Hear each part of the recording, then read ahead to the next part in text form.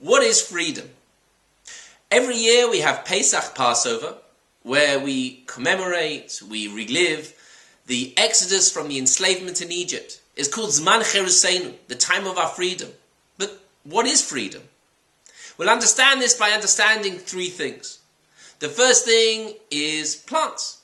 If you give a plant water and air, it's in the earth and the like, then that plant is free of any worry, any hindrances. It's truly free, even though it has to stay in the same place, it can't move, then nevertheless, as long as it's a growing plant, it's free. That is not the case of an animal. An animal which we give to eat and to drink, but we don't let the animal move. We have negated its true essence. It's imprisoned in that place. And the same is true of the third thing, people. If a person we give to eat, we give to drink, we let them move around, but we rob them of their intellect. We take away their comprehension, their understanding. That person is imprisoned because we've taken away their main essence. And the same is true in the world of intellect. That if a person can reach the highest levels of understanding, but we limit them to the intellectual level of a child, and they have to live that kind of life, then that person, we have imprisoned them, we have imprisoned the true I of that person, their true personality, true essence. And the same is true of people who do this to themselves. That they waste their years on focusing on just eating and drinking and material pleasures, not thinking of anything which is above that, anything more abstract, more spiritual.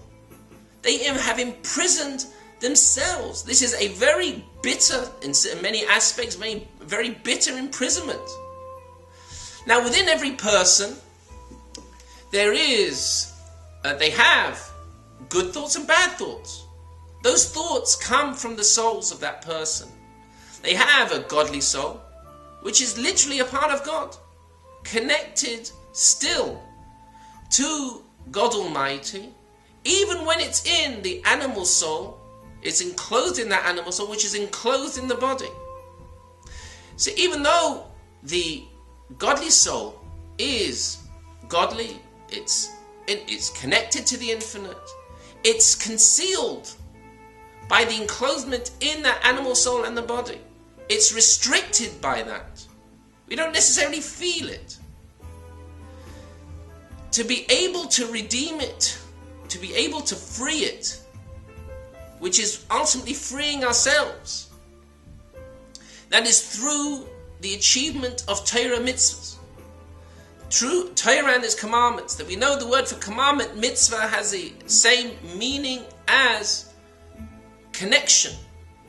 That each commandment that we do, helping people, putting up mezuzahs, lighting candles on a Friday night, whatever the mitzvah is, that mitzvah, that commandment connects us to the infinite, which is the ultimate aspiration and the desire of the godly soul, to be constantly connected and free, connected to the infinite.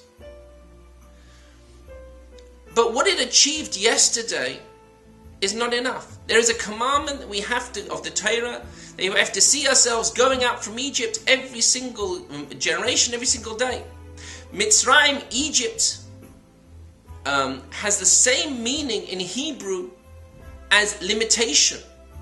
A person has to go out of their limitations every single day. What was good yesterday is not enough for today. One has to go out of their limitation to ascend in what they can achieve in Torah and mitzvahs, in learning Torah and doing the commandments.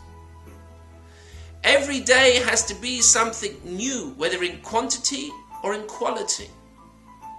And by doing this, we will achieve the ultimate revelation of Mashiach, of the redemption, of godliness in this world.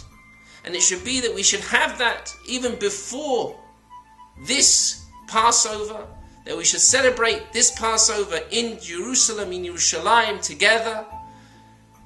Think about it.